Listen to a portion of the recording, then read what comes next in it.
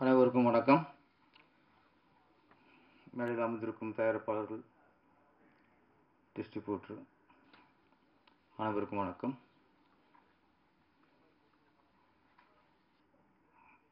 நடிகர் சூர்யா சார்பாக வந்திருக்கும் ரசிமன்றத்தை சேர்ந்த ஆரியராஜா அவர்களுக்கும், தளபதி விஜய் சார்பாக வந்திருக்கும்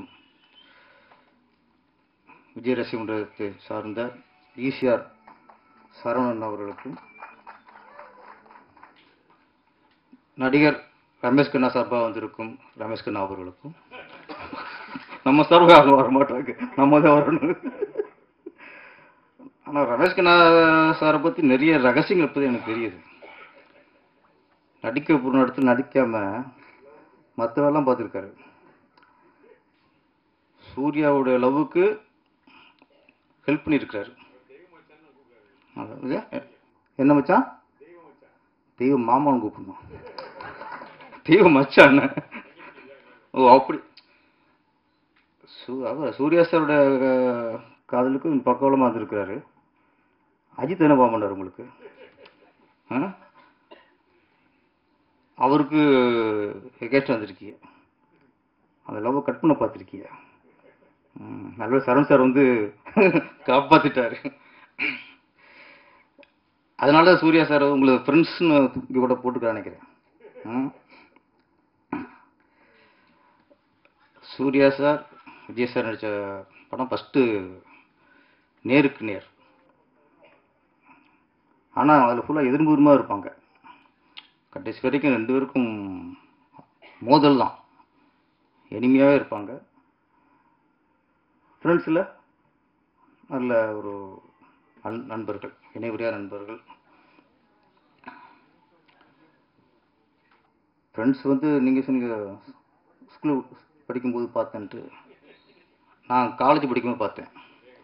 எது சொன்னால் நான் காலேஜ் படித்தேன்னு தெரியணும்ல. அதுக்காக நம்ம படித்தாலும் ஒத்துக்க மாட்டாங்க. இந்த மாதிரி நேரத்தில் நம்ம பதிவு பண்ணிக்கிட்டோம். காலேஜ் ஒரு ஃபஸ்ட் இயர் தான், அப்போ விரட்டி விட்டாங்க.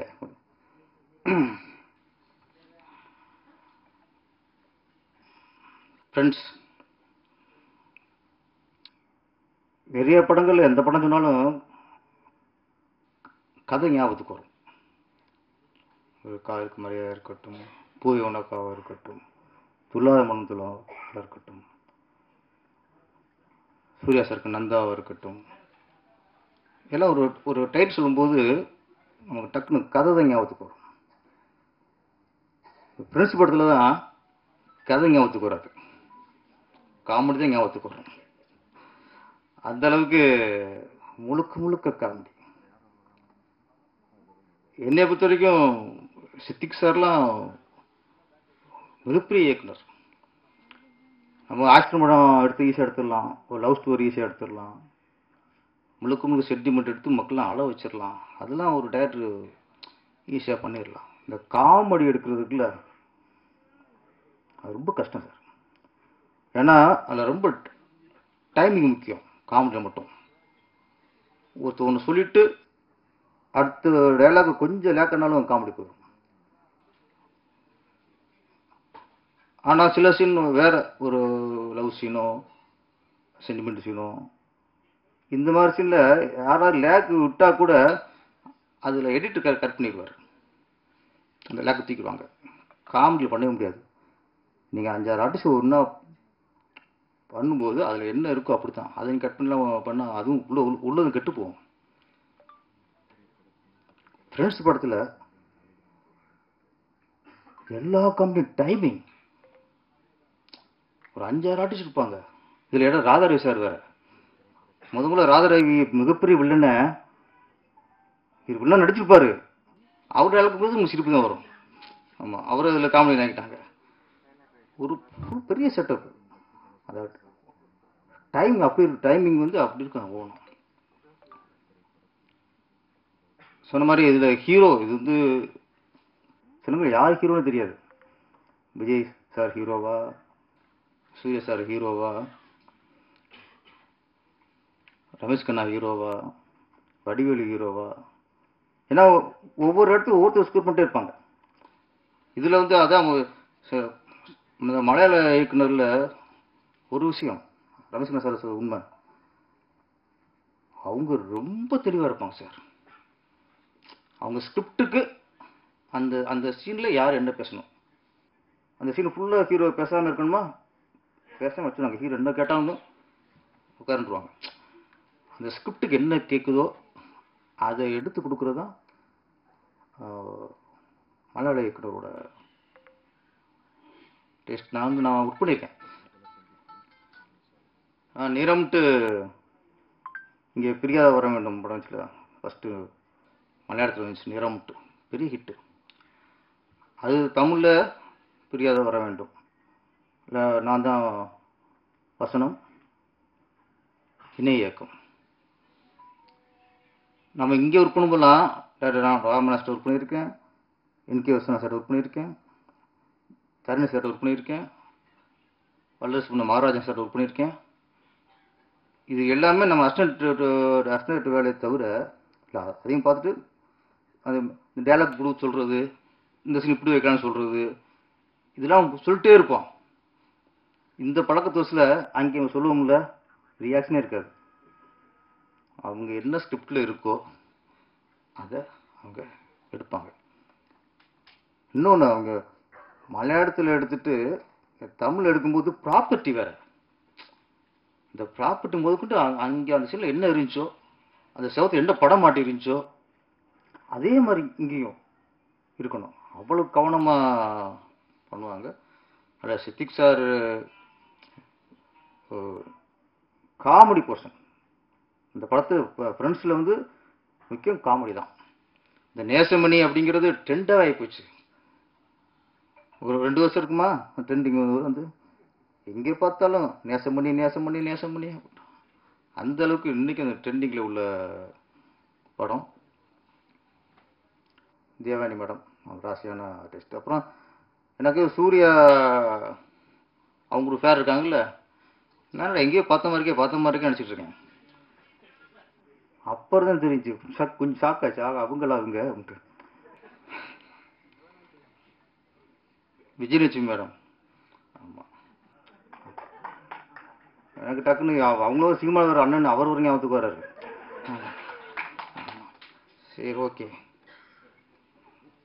சில பார்க்கும்போது லேட்டாக தான் கொஞ்சம் பொறி தட்டுச்சு எனக்கு.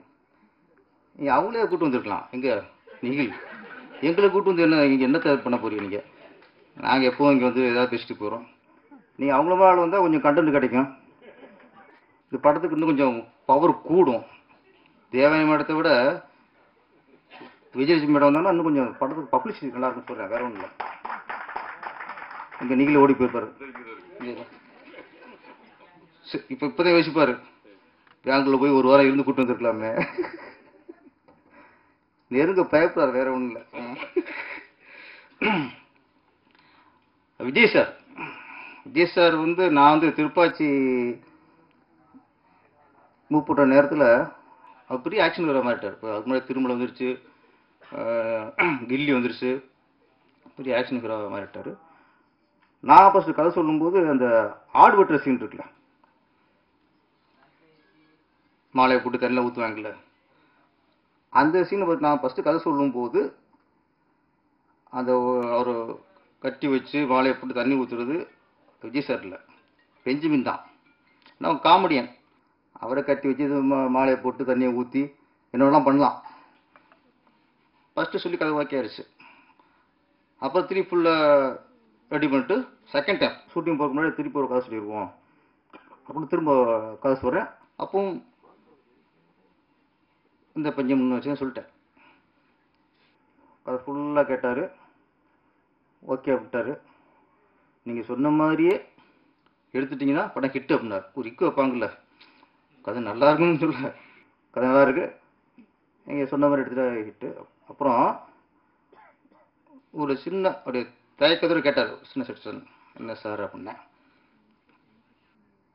அந்த ஆடு வெட்டுற சீனில் பெஞ்சமின் 30 அப்போ பெஞ்சமின் அந்த காமெடி 30 அதை நானே பண்ணிடலாமா அப்படின்னாரு. எனக்கு ஃபஸ்ட்டு ஒரு இது இருந்துச்சு. பெரிய ஆக்ஷன் ஹீரோ காமெடி பண்ணும்போது மக்கள் ரசிப்பாங்க.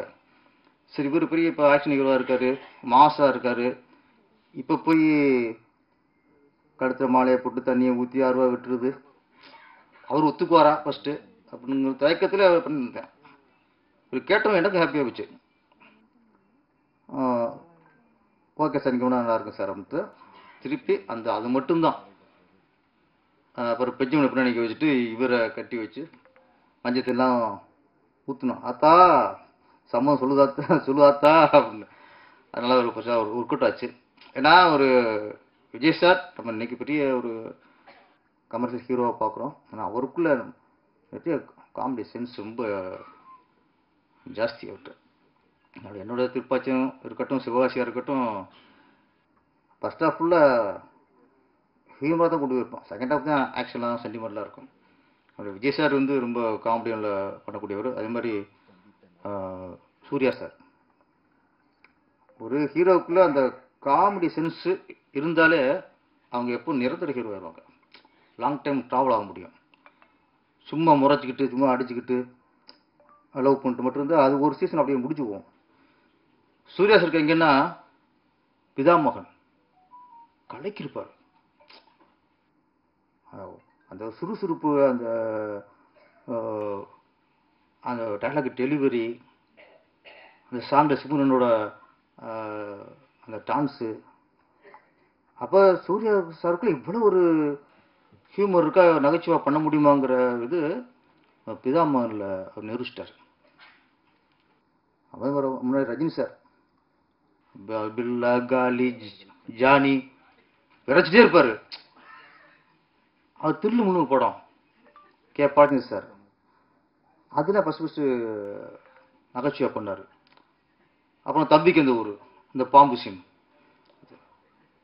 இதெல்லாம் பண்ணதுக்கப்புறம் ஒரு ஃபேமிலிக்கு எல்லாரும் பிடிச்ச ஹீரோவாக மாறிடுவாங்க. தான் ஒரு கதாநாயகன் காதல் சென்டிமெண்ட் சண்டையோடு அந்த அவளுக்கு ஹியூமர் பண்ணுற ஒரு இருந்துச்சுன்னா ஃபேமிலிக்கு பிடிச்ச ஒரு ஹீரோவாக மாறிடுவாங்க. கமல்ஹாசன் சொல்லவே தேவையில்லை, அவர் எல்லாத்துலேயும் பின்னி படம் எடுப்பார். அது மாதிரி இந்த ஃப்ரெண்ட்ஸ் படம் வடிவேல் மட்டும் இல்லை, ரமேஷ் கண்ணாவும் ஈக்குவல் காமெடி பண்ணவர். ஆமாம், இவர் கணேஷ் பாபு சொன்னார்ல,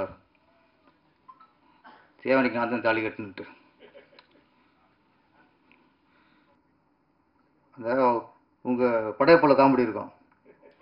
ஆமாம், ரஜினி சொல்லுவார் மாப்பிள்ளை யாரு அப்படின்னா, அவர் தான் மாப்பிள்ளை, போட்டுக்க சட்டை ஏன் சட்டை பாருல.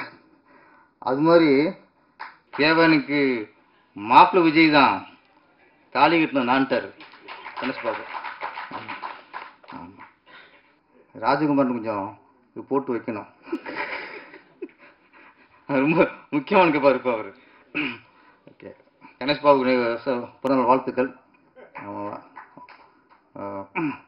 வர கோவா ஃபெஸ்டிவலில் அவர் கூட குறும்படம் இடம்பெறுது, அது வாழ்த்துக்கள். ஃப்ரெண்ட்ஸ் ரீரிலீஸ் இப்போ உங்களுக்கு படங்கள் ரிலீஸ் பண்ணுறதே பெரிய விஷயமா இருக்குது. புதுப்படம் ரிலீஸ் பண்ணுறதே பெரிய சவாலாக இருக்குது. இப்போ ரீரிலீஸ்க்கு அப்படிங்கும்போது அது பெரிய விஷயம். அது எங்கேனா இப்போலாம் ஒரு படம் ரீரிலீஸ் பண்ணுறதுன்னா அதுக்கான ஒர்த்து இருக்கணும். அதுக்கான ஒர்த்து இருக்க படத்தை தான் ரிலீஸ் பண்ண முடியும். அதுக்கான ஒர்த்து ஃப்ரெண்ட்ஸ் படம் கண்டிப்பாக அந்த ஒர்த்து இருக்குது. இன்னொன்று, இப்போ உள்ள காலகட்டத்துக்கு சார் சொன்ன மாதிரி, ரமேஷ்குமார் சார் சொன்ன மாதிரி வன்முறை துப்பாக்கி சவுண்டாக இருக்குது. இப்போ ஒரு ரிலீஃபாக படம் மக்களுக்கு தேவைப்படுது. இது வேறு செய்திகள் வேறு, அங்கே குண்டு வெடிச்சிட்டாங்க, 14 பேர் இறந்துட்டாங்க. இப்போ பார்த்தா மெக்காவுக்கு போனதில் நம்ம இந்திய முஸ்லீம்கள் 41 பேர், 42 அவங்க அந்த செய்தி கேட்டால் அது வகிருங்குது. இந்த மாதிரி நம்மளுக்கு இந்த செய்திகள் இது கேட்ட ஒரு இருக்கும்போது சில படங்கள் தான் நம்மளுக்கு தியேட்டருக்கு போனால் ரிலீஃபாக இருக்கணும். அதுக்கு அப்படி ரிலீஃப் தர படம் தான் இந்த ஃப்ரெண்ட்ஸு. ரிலீஸ் அப்போ எந்த அளவுக்கு வெற்றி அடைஞ்சதோ அதே மாதிரி இந்த ரீரிலீஸ்லேயும் மிகப்பெரிய வெற்றி அடையணும். நன்றி, வணக்கம்.